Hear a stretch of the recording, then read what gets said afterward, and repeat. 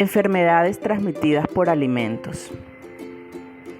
Una ETA se define como el síndrome originado por la ingesta de alimento o agua que contenga agentes etiológicos en cantidad suficiente que afecte la salud del consumidor a nivel individual o colectivo. Por otra parte, las enfermedades relacionadas con el consumo de agua son aquellas producidas por agua contaminada, con desechos humanos, animales o algún químico. Se consideran enfermedades transmitidas por el agua, el cólera, la fiebre tifoidea, la disentería, la poliomielitis, la meningitis y la hepatitis A y E. 2 o más personas con sintomatología similar después de ingerir alimentos y o agua contaminados del mismo origen y donde la evidencia epidemiológica a los resultados de laboratorio indican a los alimentos o el agua como vehículo de la misma, constituyen un brote. Según la OMS, las enfermedades transmitidas por alimento constituyen una importante causa de morbilidad y mortalidad a nivel mundial. De acuerdo con estudios mundiales de la incidencia y mortalidad de las ETAs, se determinó que 31 agentes alimentarios pueden causar 31 enfermedades transmitidas por alimentos, 11 agentes etiológicos de enfermedades diarreicas, 1 por virus, 7 por bacterias y 3 por protozoos o parásitos. 7 enfermedades infecciosas invasivas, 1 por virus, 5 por bacterias, 1 por parásitos, 10 por el Milton y 3 por productos químicos. Estos 31 agentes causaron 600 millones de casos de ETA y 420.000 muertes a nivel mundial. Las causas más frecuentes de ETA fueron los agentes de enfermedades diarreicas, en particular la norovirus y Campylobacter sp. Otras causas principales de ETA diarreica fueron la Escherichia coli enteropatógena, Escherichia coli enterotoxígena y Vibrio cholerae, en las subregiones con ingresos bajos según la OMS. ¿Cuántos tipos de ETA existen? Las ETAs pueden clasificarse en infecciones e intoxicaciones o infecciones causadas por toxinas. Infección es una enfermedad que resulta de la ingesta de alimentos que contienen microorganismos patógenos vivos. Por ejemplo, la salmonela, la shigella, el virus de la hepatitis A, trichinellas y otros. La intoxicación, en cambio, es causada por alimentos cuando las toxinas producidas por bacterias u hongos están presentes en el alimento ingerido o elementos químicos en cantidades que afecten la salud. Las toxinas generalmente no poseen olor o sabor y son capaces de causar la enfermedad, incluso después de la eliminación de los microorganismos. ¿Cuáles son los síntomas más frecuentes o comunes de las ETAs? Los síntomas dependerán del agente etiológico y del organismo que afecte a la persona. Las manifestaciones clínicas más comunes son fiebre, dolor de cabeza, malestar general, dolor estomacal, vómito, náuseas, entre otros. ¿Cuáles son los mecanismos de transmisión de las ETAs? Podrían considerarse 2 mecanismos de transmisión.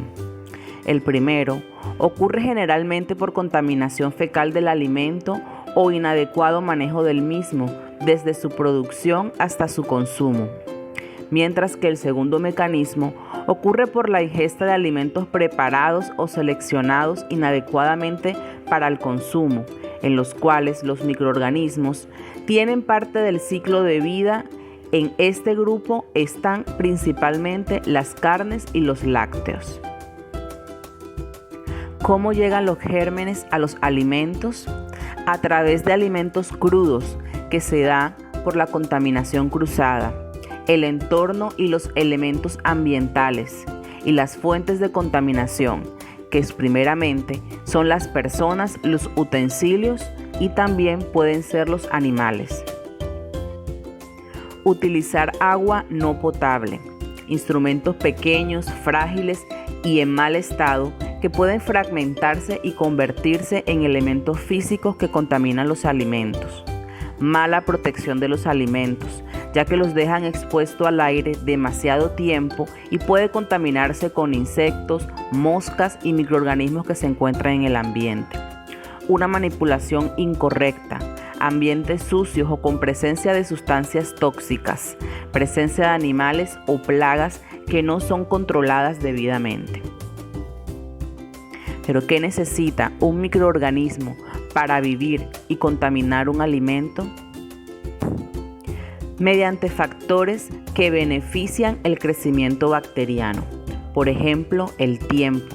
Si las condiciones son favorables, se pueden multiplicar muy rápidamente. Por eso es importante que los alimentos no pierdan cadena de frío, ya que a temperatura ambiente los microorganismos se reproducen rápidamente.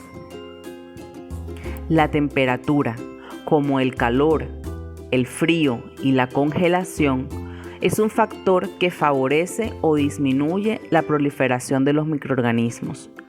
Existe una zona de peligro donde los microorganismos pueden reproducirse muy velozmente. Esto se da entre los 5 grados centígrados y los 65 grados centígrados. Temperaturas de calor superiores a los 65 grados centígrados eliminan las bacterias, eliminando el riesgo de causar alguna ETA. Y las temperaturas de refrigeración y congelación producen en los microorganismos un estado de latencia que evita que estos se multipliquen. La humedad es un factor favorecedor del crecimiento bacteriano. La desecación lo dificulta. Por eso es importante controlar algunos ambientes y mantener humedades bajas. El tipo de alimento más nutritivo y con más cantidad de agua favorece a que se desarrollen más las bacterias y por lo tanto son más perecederas. El pH de los alimentos también es un factor que puede favorecer o desfavorecer el crecimiento microbiano, ya que entre más ácido es el producto o el alimento, menos riesgos tiene de contaminación alimentaria. Existen alimentos normativamente considerados como mayor riesgo en salud pública, ya que este tipo de microorganismo tiene más incidencia en la proliferación microbiana y tienen una carga de bacterias mayor que otros alimentos. Por ejemplo, los cárnicos y sus derivados, incluyendo la leche y sus derivados lácteos, las aguas envasadas, los alimentos que son para consumo infantil, los productos de la pesca y sus derivados, el huevo y también alimentos de baja acidez y acidificación. Por ejemplo, los enlatados. Una vez que estos productos han sido abiertos, lo recomendable es utilizarlos en el menor tiempo posible o refrigerarlos a temperaturas inferiores a 4 grados centígrados. Teniendo en cuenta su contenido nutricional, existen alimentos de alto, medio y bajo riesgo. Por ejemplo, los alimentos de alto riesgo son los que tienen alto contenido de proteínas y de agua. Los de medio riesgo son los que tienen bajo contenido de agua y de proteínas. Y los de bajo riesgo son los que tienen bajo contenido de agua. Por ejemplo, en el semáforo rojo se encuentran proteínas como pescado, pollo, carnes y lácteos. En el semáforo amarillo se encuentran los vegetales, el brócoli, el coliflor, las zanahorias. Y en el semáforo verde se encuentran alimentos como por ejemplo las harinas, los azúcares, la sal, etc. También nos encuentras en YouTube. Fácil, rápido y en cualquier dispositivo móvil o computador. Podrás acceder a todas nuestras clases de forma gratuita siempre que lo necesites. Suscríbete a nuestro canal y capacítate de forma gratuita y continua en manipulación de alimentos.